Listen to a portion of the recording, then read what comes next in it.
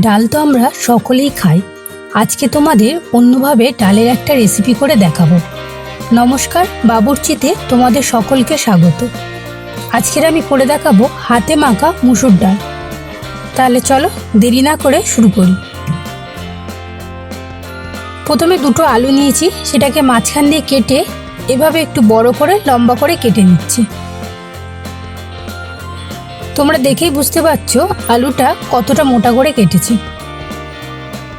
এবার একটা টমেটো নিয়ে সেটাকেও আলুর মতো করে লম্বা করে কেটে নেব।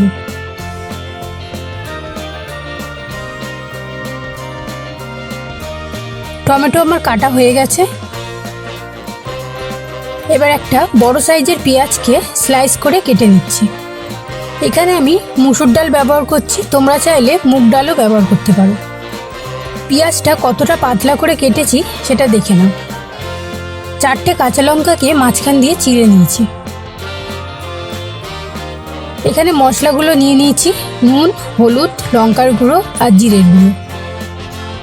এবার 200 গ্রাম মুসুর ডাল নিয়ে নিয়েছি।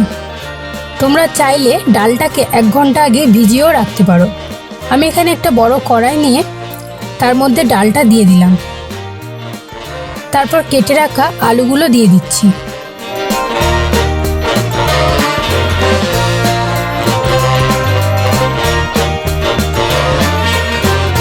তারপর পেঁয়াজগুলোকে দিয়ে দিচ্ছি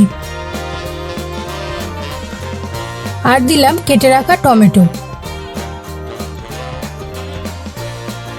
সবশেষে কাঁচা লঙ্কাটা দিয়ে দিলাম। তারপর মশলাগুলো সব দিয়ে দিয়েছি।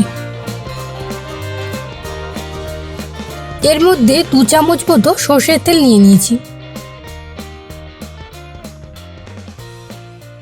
তেলটা দিয়ে হাত দিয়ে ভালো করে সমস্ত উপকরণগুলো মাখিয়ে নেব।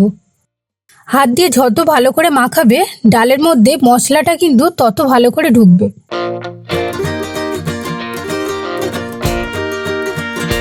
এটাকে আমার মাখানো হয়ে গেছে। এবার আমি জল দিয়ে দিচ্ছি। জল দেওয়ার পরে হাত দিয়ে আবারও ভালো করে একটু মিশিয়ে নিলাম। তারপর আবারও জল দিয়ে এটাকে সেদ্ধ করে নেব। গ্যাসটা জেলে দিয়ে হাই ফ্লেমে এটাকে প্রথমে সেদ্ধ করে নিচ্ছি।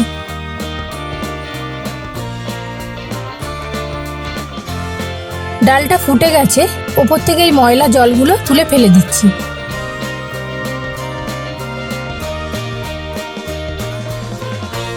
এটাকে ঘন ঘন নেড়ে ভালো করে সেদ্ধ করে নেব। দেখেই বুঝতে পারছো এর কালারটা অনেকটা চেঞ্জ হয়ে গেছে।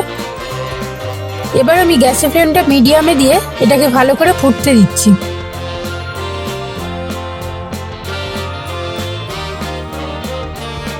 আলু ও ডালটা আমার প্রায় সেদ্ধ হয়ে এসেছে। আবারও ভালো করে নেড়ে একটু মিশিয়ে দিলাম।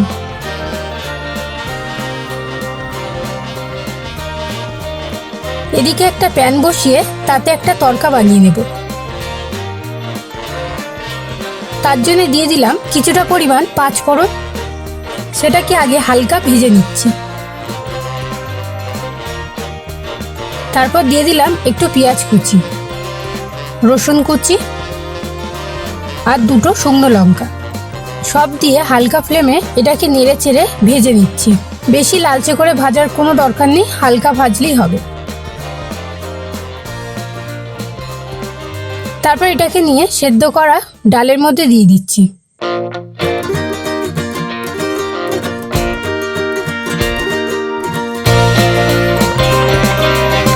আবারও ভালো করে মিশিয়ে দিলাম।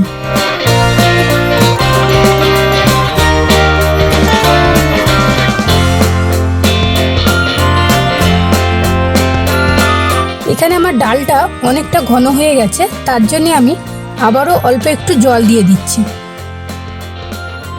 এই সময় কিন্তু তোমরা নুনটা একটু চেক করে নিও। এটা আমার একদম রেডি হয়ে গেছে। তোমরা দেখেই বুঝতে পারছো কত সুন্দর হয়েছে।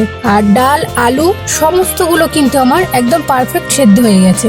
অবশ্যই বাড়িতে বানিও আর কমেন্ট করে জানিও কেমন হলো। আজ এইটুকুই, দেখা হচ্ছে পরের ভিডিওতে। ভালো থাকবে, সুস্থ থাকবে।